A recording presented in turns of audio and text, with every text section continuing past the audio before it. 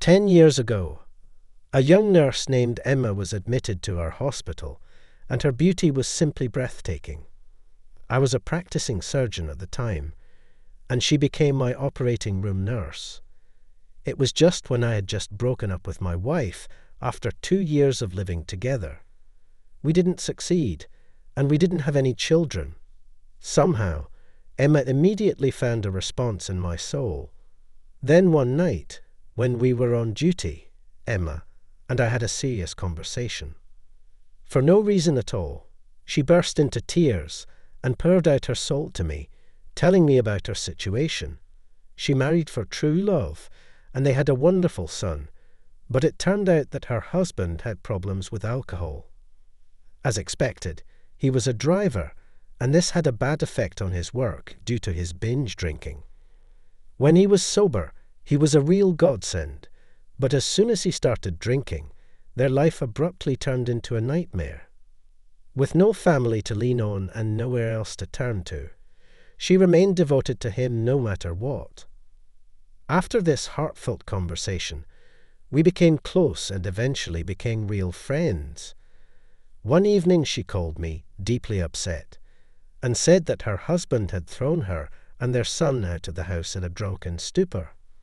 Then it struck me that this was the perfect opportunity for us to unite. I moved quickly, gathered the two of them up, and brought them back to my place.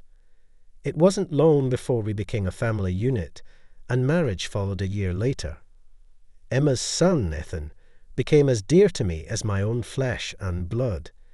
Initially, he affectionately called me uncle, but soon enough he began to refer to me as Dad. Post-divorce, Emma's former husband ventured north for work and faded from our lives. Life was good. However, I couldn't shake off the feeling that I cherished Emma deeply, while she seemed merely to accept my love. On a few occasions, I voiced my concerns, only to be dismissed as imagining things. After 4 blissful years of our union, our daughter Harper brightened our lives. My joy knew no bounds. Having a daughter was a dream come true, and I cherished every moment with her. When Henry hit the big 3, it was time for her health checkup at preschool. I figured we'd zip through the docs pretty quickly. I grabbed her medical card and chilled on the ground floor, waiting for my wife to show up with our little one. Without thinking, I started flipping through the records. Right there, the blood type listed from the hospital gave me pause. Here's the kicker. According to everything I know about blood types, Harper couldn't possibly be mine. I'm type O, my wife's type A, and the kiddo's type B. Yeah, that doesn't add up. Anxiously, I barely waited for my wife before I grabbed Harper and headed to the lab. Once there, I swung by the kindergarten to get a test done and asked a lab assistant I know to check the blood type. As all the doctor's appointments wrapped up, I couldn't recall much. My mind was entirely preoccupied with those test outcomes. So, by the time the following evening rolled around, I picked up the results and saw it was type 3. My head was spinning, full of questions without any answers in sight. I made my way home almost as if I were an autopilot. Upon entering, I found Emma bustling about in the kitchen. "Hey, where are the kiddos?" I asked. With a bright smile, Emma replied cheerily, "Oh, they're not around. Your mom took them for the weekend, so it's just us in the house." I fell silent, placing the blood type test results for our daughter squarely on the table. Emma glanced at it, her face turning pale as tears welled up and started streaming down her cheeks. "I'm so sorry, honestly. I never wanted things to turn out like this," she pleaded.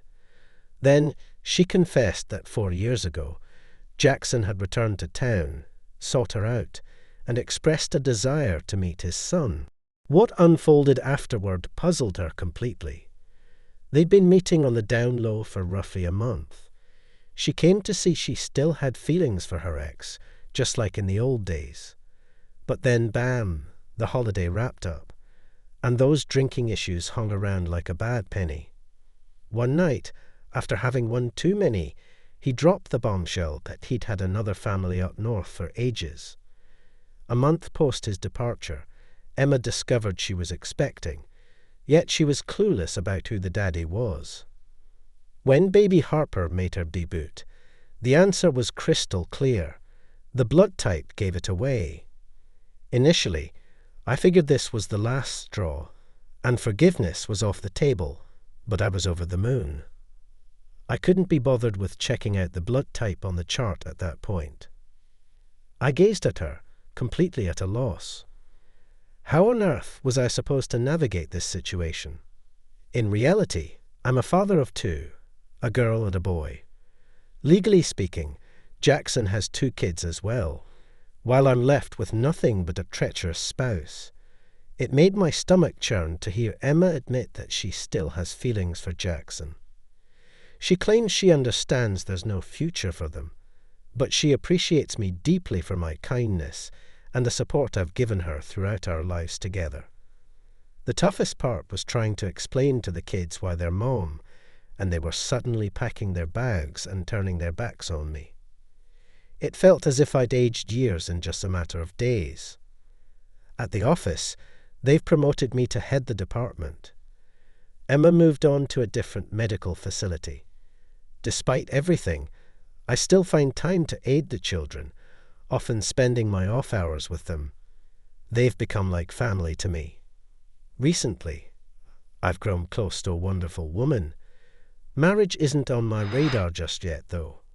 While I don't dwell on bygone days too often, I deeply value her presence in my life.